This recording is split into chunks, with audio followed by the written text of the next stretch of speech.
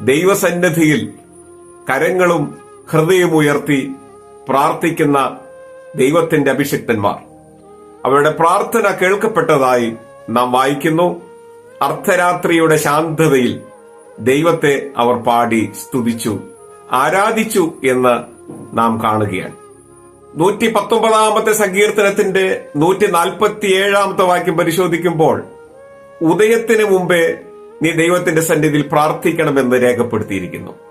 നന്നേ പുലർകാലത്തിൽ പക്ഷി മൃഗാദികളോടൊരുമിച്ച് ദൈവത്തെ പാടി സ്തുതിക്കാൻ ദൈവസൃഷ്ടികളായിരിക്കുന്ന നമുക്ക് സാധിക്കണമെന്ന് വചനം ഓർമ്മപ്പെടുത്തുന്നു.